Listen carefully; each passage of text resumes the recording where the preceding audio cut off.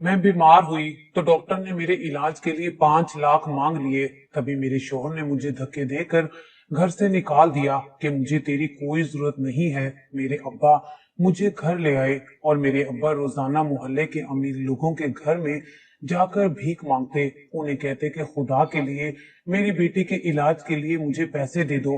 मोहल्ले के एक अमीर लोग बड़े खुश होकर अब्बा की मदद करते, लेकिन मुझे हैरत हुई जिन लोगों से अब्बा पैसे ले आते, अगले रोज उनकी बीवियां मेरे घर आकर मुझे बद्दुआएं दे जाती, कहती कि तेरी वजह से हमारा घर बर्बाद हुआ है। देखना तू सारी जिंदगी ऐसे ही माजूर पड़ी रहेगी, तेरी लाश को कीड़े खाएंगे। उनकी बातें सुनकर मैं रोने लग जाती कि मैं बीमार तो बिस्तर से उठ नहीं सकती, तो मैंने क्या कर दिया है। एक रोज एक औरत बोली कि आज की रात दवाई ना खाना, तुझे सब पता चल जाएगा। रात को मैंने दवाई ना खाई और ऐसे ही सो गई, मगर कुछ देर बाद मेरे जिस्म से जान निकल गई। जब अब्बा, मेरा नाम फरजाना है, मेरी पैदाइश के वक्त ही मेरी माँ इस दुनिया से चली गई थी। मेरे बाप ने ही मुझे माँ और बाप बनकर पाला था। उन्होंने मेरी वजह से दूसरी शादी भी नहीं की थी। उन्हें लगता था कि सुतेली माँ मुझ पर जुल्म करेगी। वक्त गुजरने के साथ मैं 17 साल की हो गई थी, मगर अब्बा ने मुझे कभी भी किसी चीज का एहसास नहीं होने दिया और मेहनत मजदूरी करके गुजर बसर करते थे। मगर एक बात थी कि अब्बा फोन पर अकेले में किसी से बातचीत करते थे और जब कभी मैं सामने चली जाती तो फौरन से घबराने लग जाते थे। मुझे बड़ी हैरत होती कि इसमें घबराने की ऐसी क्या बात है। अगले ही दिन मुझे देखने कुछ आदमी आ गए। तब अब्बा कहने लगे, तेरा रिश्ता लेकर ये लोग आए हैं और जा जल्दी से इनके लिए चाय का इंतजाम कर। मैं जल्दी से अब्बा के कहने पर चाय बनाने चली गई, लेकिन जब मैं उनके सामने गई तो वो लोग मुझे घूरते हुए ऊपर से नीचे तक देखने लगे। अब ऐसे रोज ही होने लगा था। कई लोग आते और मुझे देखकर चले जाते। मैं जब भी उन लोगों के जाने के बाद अब्बा से पूछती तो अब्बा कहते, ज्यादा फालतू बातें ना बना और जो कहता हूँ वो ही कर। मुझे तेरा रिश्ता करना है और तुझे ब्याह कर अपने ससुराल भेजना है। मेरी जिंदगी का कोई पता नहीं।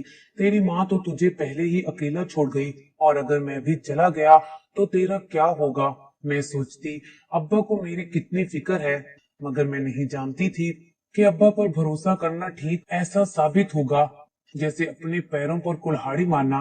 वो अजीब अजीब आदमी मुझे रोज देखने आते और साथ ही अब्बा को कुछ देकर जाते थे, जिसे अब्बा फौरन छुपाकर एक बक्से में डाल देते थे और साथ ही मुझे कहते, इन लोगों को तू पसंद नहीं आई। इसी तरह दिन गुजरते चले गए थे और अक्सर जब मैं रात सोती थी तो मुझे होश न होता था। जब सुबह उठती तो सर भारी भारी होने लगता था। ऐसा लगता पता नहीं कई दिनों की थकी हुई हूँ। अब्बा सुबह के गए शाम घर लौटते थे और मैं अपना हाल अहवाल किसे सुनाती, अपने दिल का हाल किससे बताती और अब्बा से अपनी तबीयत के बारे में बात करना मुझे मुनासिब नहीं लगता था। एक रोज जब दो आदमी मुझे देखने आए तो अब्बा ने मुझे फिर से नाश्ते का एहतमाम करने को कहा। मैंने ठीक वैसा ही किया और जब मैं उन आदमियों के लिए नाश्ता लेकर गई तो मेरे होश ही उड़ गए थे, जब उनमें से एक आदमी ने फौरन ही कहा, मुझे अपने भाई के लिए ये रिश्ता मंजूर है। लड़की बहुत ही खूबसूरत है। मैं तो दंग रह गई थी क्योंकि उसके साथ बैठा उसका भाई काफी उम्र दराज मालूम हो रहा था। वो तकरीबन मुझसे उम्र में 20 साल बड़ा होगा। मैंने अब्बा की तरफ घूरा, लेकिन अब्बा के चेहरे पर तो कोई शिकन तक ना थी, बल्कि वो तो उल्टा उन लोगों का मुंह मीठा कराने लगे और कहने लगे, बस मुझे भी कोई इतराज नहीं है, आप अगले जुमे को काजी को साथ ले आना। मैं बस अपनी बेटी का निकाह पढ़ाकर सादगी से रुखसत करना चाहता हूँ। मुझे बड़ी ही हैरत हुई थी। अब्बा को मेरी शादी की इतनी जल्दी क्या थी और साथ ही वो मुझे इतने बड़े उम्र के आदमी के साथ रुखसत करने को तैयार है। भला अब्बा ये सब क्यों कर रहे थे, मैं नहीं जानती थी। उस आदमी ने घर से जाते वक्त फिर से चुप कराकर अब्बा को एक कागज का पैकेट दिया था। मैं नहीं जानती थी कि उसमें क्या था। उन लोगों के जाने के बाद मैंने अब्बा से काफी गिला शिकवा किया और रोने लगी कि अब्बा ऐसा भी क्या कसूर है मेरा कि आप मेरे लिए इस रिश्ते को हाँ कर बैठे। माना मैं पढ़ी लिखी नहीं हूँ, मगर इस रिश्ते में ऐसी भी क्या खास बात थी जो मेरे लिए इतनी बड़ी उम्र का आदमी तलाश किया। अब्बा कहने लगे, चुप कर, तू इतनी बड़ी नहीं हुई, तुझे इन बातों का कुछ नहीं पता। अब्बा ने मेरे इस रिश्ते के लिए मेरे साथ जबरदस्ती करना शुरू कर दी थी। मैं रोती चीखती चिल्लाती रह गई, मगर अब्बा ने उस वक्त मेरी एक ना सुनी और जुमे के दिन उन दोनों आदमियों के आने पर काजी बुलवाकर मेरा निकाह पढ़वा दिया था और मुझे उस उढेर उम्र आदमी के साथ रुखसत कर दिया। अब मैं ससुराल आ चुकी थी और मुझे निहायत अफसोस था कि अब्बा ने मेरे साथ ऐसा क्यों किया। उन्हें एक पल के लिए भी मेरी खुशी का ख्याल ना आया। इस पर मुझे महसूस हुआ कि मैं अब्बा के लिए शायद बोझ बनी हुई थी। मैं ये सब सोच रही थी कि अचानक मेरा शोहर कमरे में दाखिल हुआ और उसको देखकर तो मुझे हैरत का झटका लगा। वो तो शराब के नशे में धुत था और उसे कोई होश नहीं था। मुझे शादी की पहली रात ही उस आने वाली नई जिंदगी की ऐसी दर्दनाक शुरुआत दिखाई देने लगी थी और रो रो कर मुझे सिर्फ इस बात का एहसास हो रहा था कि अब्बा ने मुझसे किस बात का बदला लिया है, जबकि बचपन से आज तक मैंने अब्बा की खिदमत सर अंजाम देने में कोई कमी नहीं छोड़ी थी और अब्बा ने मेरे साथ ये क्या किया था। सोच सोच कर मेरे तो सर में शदीद दर्द होने लगा था और दूसरी तरफ मेरा शोहर मुझे इंसान कम और जानवर ज्यादा लग रहा था। मैं तो ठीक से अपने दिल का हाल भी किसी को नहीं सुना सकती थी। जब पैदा हुई तो माँ छोड़ गई थी। अब्बा ने मेहनत मजदूरी से मुझे पाला जरूर था और मेरा पूरा बचपन यूं ही इसी गुर्बत में गुजरा और शादी के बाद अच्छा शोहर अच्छा ससुराल हर लड़की का ख्वाब होता है। अब्बा ने मेरे इन ख्वाबों को भी पैरों तले रूंध दिया था और उस शराबी आदमी के सर बांध दिया था। मुझे इस बात का दुख ना था कि मेरे ससुराल में किसी शय की कमी थी, क्योंकि ये घर नहीं, ये एक कच्चा सा मकान था जिसमें हर चीज की कमी थी। मगर मुझे अफसोस सिर्फ अपने शोहर का था। अगर उम्र में बड़ा होना ही खामी होती तो मैं ये भी खुशी से कबूल कर लेती, मगर वो एक शराबी जुआरी और अय्याश इंसान था। ऐसा इंसान कौन बर्दाश्त करता है। एक रोज शराब के नशे में मेरा शोहर मुझे मार पीट रहा था और मैं चुपचाप उसके जुल्म बर्दाश्त कर रही थी। मगर जब उसने मेरे अब्बा के खिलाफ पोल फोल बातें की और अपने गंदे मुंह से उनके खिलाफ ऐसा जहर उगला कि मुझसे बर्दाश्त ना हुआ। ये आदमी तो सरासर मेरे अब्बा पर इल्जाम तराशी किए जा रहा था। उसके बाद उसने मुझे छत से धक्का दे दिया था। बस उस दिन मेरी जान तो बच गई थी, मगर मेरे साथ वो हुआ जो मेरे वहमो गुमान में भी ना था। मैं कब गिरी और कब बेहोश हुई मुझे पता ही ना चला, मगर जब होश आया तो खुद को अपने अब्बा के घर पाया। जब मैंने अपने पाँव में कोई हरकत होती ना महसूस की तो अब्बा अब्बा करके चीखने लगी। अब्बा ने मेरे पास आकर बताया कि तू छत से गिरने से माजूर हो गई है और तुझे तेरा शोहर भी घर ले जाने को तैयार नहीं है। वो रोने लगे थे। बेटी, मैंने ये सोचकर तेरी शादी नहीं की थी, तू मुझे माफ कर दे। मेरी वजह से आज तेरा ये हाल है। बेटा बाप होने के नाते मैं तुझे यहाँ अपने साथ ले आया हूँ और अब तुझे हरगिज नहीं जाने दूंगा। मुझसे जो होगा तेरे लिए करूंगा। बेटी, अब इन बूढ़ी हड्डियों में इतनी ताकत नहीं रही, लेकिन तेरे इलाज के लिए मैं मेहनत करूंगा, मजदूरी करूंगा और तेरे इलाज के पैसे जमा करूंगा। मुझे अब्बा की ये बातें सुनकर बहुत अफसोस होने लगा था। वो बेचारे मेरी शादी करके अपने फर्ज से अदा होना चाह रहे थे, मगर उन्हें क्या खबर थी मेरे साथ ऐसा हो जाएगा। मैं उस दिन से बिल्कुल बिस्तर से लगी हुई थी। मेरे पैरों में कोई हरकत नहीं होती थी। मैं रात खाना खाकर सोती तो मुझे कोई होश ना होता था। जब सुबह उठती तो खुद को थका हुआ देखती थी।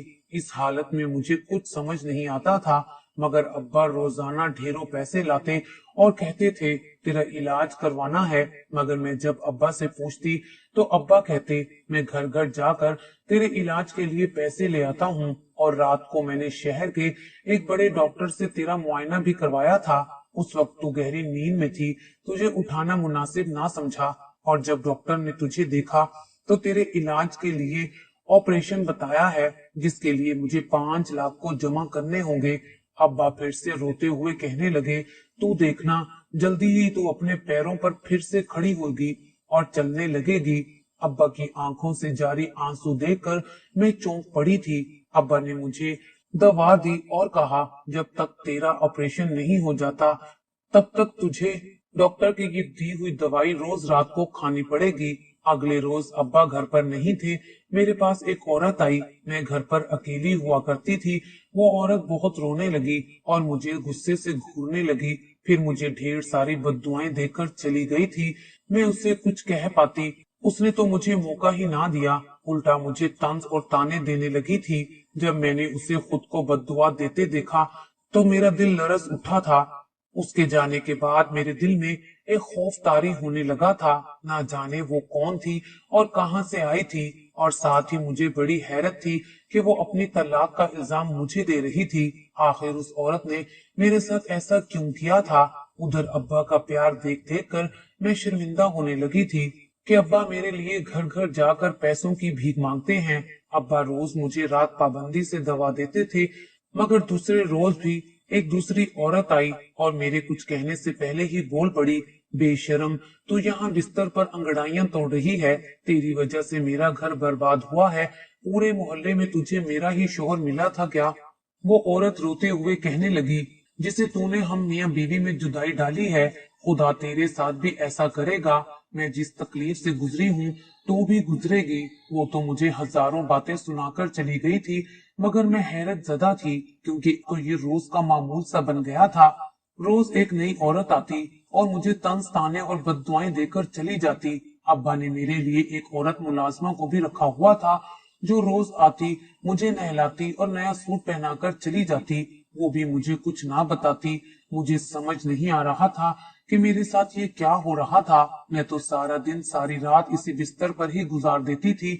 मैं तो उठने के काबिल भी ना थी। उन औरतों के मर्दों के साथ कोई रिश्ता रखना तो दूर की बात, न जाने उन औरतों को मुझे लेकर कोई गलत फहमी हो रही थी या फिर बात ही कुछ और थी।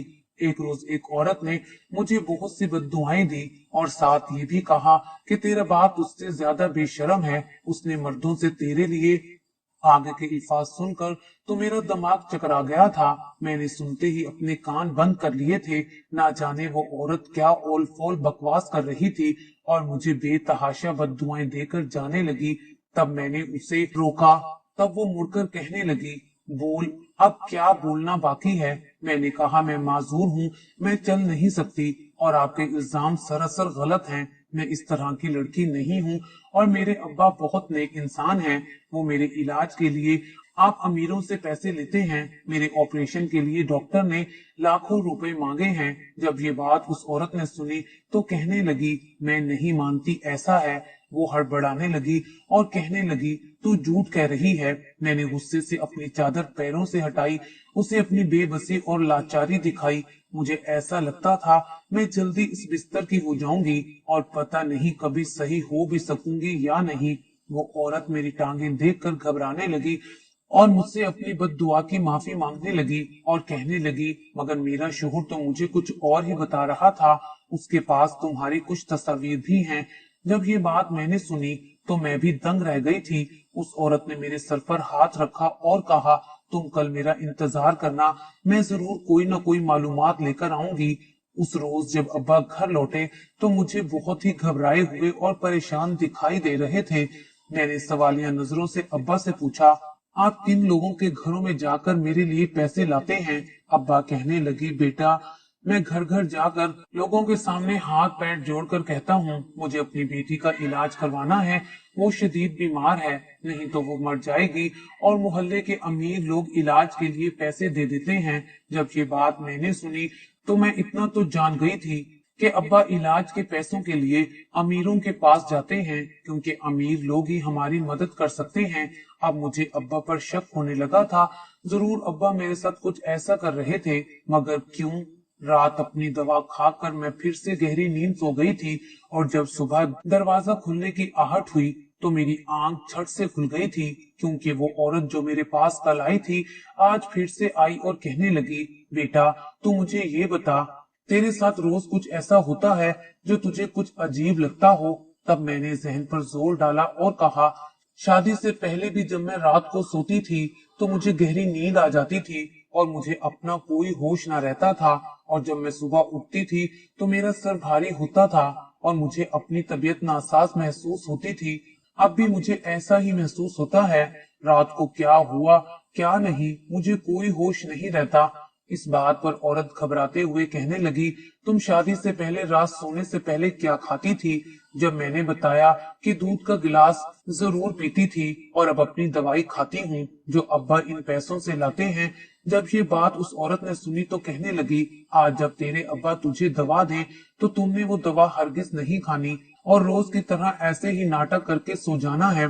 तुझे सारा सच पता चल जाएगा और अगर ऐसा ना हुआ तो मैं तेरे साथ हूँ, मैं कल फिर से आऊंगी। ये बात कहकर वो औरत चली गई थी। मुझे तो सोच सोच कर भी वहशत आ रही थी, मगर अब्बा को लेकर मेरे दिल में जो शक आने लगा था वो सच सच भी था या नहीं, ये जानना अब मेरे लिए बहुत जरूरी हो गया था। और मुझे अब सिर्फ अपने अब्बा के आने का इंतजार था। और आज जैसे ही अब्बा घर आए तो अब्बा पहले से ज्यादा परेशान दिखाई दे रहे थे और मुझे दवा देकर कहने लगे, बेटी ये खा ले और तुझे अब परेशान होने की जरूरत नहीं है, मैं जल्दी तेरा ऑपरेशन करवा लूंगा। अब्बा मेरे हाथ में दवा देकर जाने लगे। मैंने अब्बा से उस वक्त कुछ ना कहा, मगर आज मैंने दवाई तकिए के नीचे छुपा ली थी और सोने का नाटक किया। मगर थोड़ी ही देर में मेरी तो जान ही निकल गई थी जब अब्बा ने फोन निकाला और किसी को बुलाने के लिए कहा। मैं आंखें बंद करके सोने का नाटक किए हुए थी जब 2-4 आदमी मेरे घर आए और बारी बारी अब्बा को पैसे देने लगे। अब्बा ने उनसे पैसे लिए और कहा कि मेरी बेटी बहुत कम उम्र है, इसे ज्यादा तकलीफ ना देना। ये सब सुनकर तो मैं खौफ से कांप रही थी कि मेरा सका बाप मेरे साथ बचपन से ये सब धोखेबाजी करता आया है और पैसों की लालच में कोई सका बाप इतना गिर सकता है, मैं सोच भी नहीं सकती थी।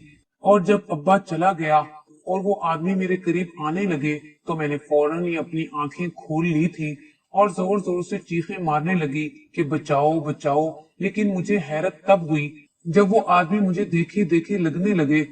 वो शादी से पहले भी आया करते थे और जब उन आदमियों ने कहा, हम तुझे आज किसी हाल में नहीं छोड़ेंगे, तेरे बाप को हमने तेरी कीमत अदा की है और यहाँ तू शोर शराबा कर रही है, मैं जोर जोर से चीख रही थी कि कोई तो मुझ बेसहारा को बचा ले। और अब्बा तो पैसे लेकर भाग चुका था। इतनी देर में जब मैंने शोर ज्यादा मचाना शुरू किया तो वही औरत आ गई थी और साथ में पुलिस लाई थी और कहने लगी, इन आदमियों के बीच एक मेरा शोहर भी मौजूद है जो हर रात उसे छोड़कर मेरे साथ रात गुजारने आता था। वो औरत कहने लगी, ये सब लोग इस लड़की के बाप के कहने पर उसे पैसे देकर इस लड़की की इज्जत से खेलते हैं और वो बाप कैसा है जो अपनी सकी औलाद के साथ ही। पुलिस ने उस औरत के बयान देने पर उन आदमियों को गिरफ्तार कर लिया था और साथ ही पुलिस को मेरे बाप की तलाश थी। मेरी जान तो उस औरत ने बचा ली थी और मेरी इज्जत भी उस औरत की वजह से आज बच गई थी, मगर रोज मुझे बचाने तो कोई नहीं आता था। उस औरत ने बताया कि मोहल्ले की औरतें तुम्हें इसलिए बद्दुआ देने आती थी कि तुम्हारी वजह से उनके घर बर्बाद हो रहे थे। उनके शोहर जो भी कमाते वो रात को यहाँ आकर अय्याशी कर जाते। और इस दवा की सच्चाई जब उस औरत ने बताई कि इस दवा के जरिए ही तुम माजूर हो गई हो, जब ये सब मैंने सुना तो अपनी किस्मत पर रो पड़ी। उस दिन के बाद से आज तक मेरा साथ उस औरत ने दिया। उस औरत ने मेरा इलाज करवाया और जल्द ही मेरा बाप भी पुलिस की गिरफ्त में आ चुका था। मगर जब मैं इस काबिल हुई कि अपने पैरों पर चलने लगी थी तब मुझे उस औरत ने अपने बाप से जेल में एक बार मिलने को कहा कि जाकर उससे अपने सारे जुल्म के बारे में पूछो कि उसने अपनी बेटे की इज्जत को क्यों पामाल किया। जब मैं अपने बाप से मिलने गई तो मेरे ऊपर कयामत ही टूट पड़ी थी, क्योंकि मेरा बाप तो खुदकुशी करके जेल में ही अपनी जान दे चुका था। मगर पुलिस वालों ने उसका लिखा हुआ बयान सुनाया जो उसने कुछ दिन पहले ही दिया था। वो सुनकर तो मेरे होश खता हो गए थे। वो मेरा सका बाप नहीं था, बल्कि उसने मुझे बचपन में 2 साल की उम्र में ही अगवा कर लिया था और मुझे लेकर दूसरे शहर आ गया था और मेरे साथ बचपन से जो कुछ होता आया था वो सब उसने पैसों के लिए किया था। और सबसे हैरत ज़दा बात ये थी कि उसने मेरा निकाह भी उस उढेर उम्र आदमी के साथ करवाने के लिए भी लाखों रुपए लिए थे और मुझे उस शराबी के हवाले कर दिया था। मगर जब उन्हें इस बात का एहसास हुआ कि मेरे जरिए उनकी तो लाखों की कमाई रुक गई है तो उन्होंने मुझे वापस उस आदमी को पैसे देकर सीढ़ियों से गिरवा दिया था और ये सारा नाटक करके मुझे वापस अपने पास लाना था। और जब मैं वापस आई तो मुझे बीमारी का कहकर वो दवाएं खिलाना शुरू कर दी, जिससे मेरे जिस्म के अज़ा ने एक एक करके काम करना छोड़ दिया था और मैं बिस्तर से लग गई थी। मगर अफसोस कि इस हालत में भी उन्होंने मुझ पर रहम ना खाया और मेरा गलत इस्तेमाल किया اور اس طرح اس آدمی نے مجھے دوائیں دیکر اس حالت میں پہنچا دیا کہ وہ دوائیں کھا کھا کر میرے جسم میں کینسر جیسی بیماری نے سر اٹھا لیا تھا اور مجھے آخری سٹیج پر پہنچا دیا۔ اور جب میں نے ٹیسٹ کروائے اور اپنی بیماری کینسر کا معلوم کیا تو میں نے اپنے شوہر کے پاس جانا مناسب سمجھا، مگر وہ ظالم کیا مجھے اس حالت میں اپنائے گا؟ وہ مجھے پہلے ہی بے سہارا چھوڑ چکا تھا۔ آج میں ایک باپ کی قبر پر بیٹھ کر رو رہی تھی اور ان کی بخشش کی دعائیں کر رہی تھی۔ انہوں نے جو بھی میرے ساتھ کیا تھا بہت غلط کیا، مگر میرے دل سے آج بھی ان کے لیے بد دعا نہیں نکلی تھی۔ میں اپنا آخری فرض بھی پورا کر آئی ہوں۔ میں کس دن اس دنیا سے رخصت ہو جاؤں گی یہ میں نہیں جانتی۔ ہاں اتنا ضرور کہوں گی کہ انسان چاہے جتنا برا کر لے اس کے برے کاموں کا انجام برا ہی ہوتا ہے، اور اللہ کی لاٹھی بے آواز ہے، جب پڑتی ہے تو کسی کو کہیں کا نہیں چھوڑتی۔ اور کچھ لوگوں کو میری طرح اپنے باپ کے برے کاموں کا انجام بھگتنا پڑتا ہے۔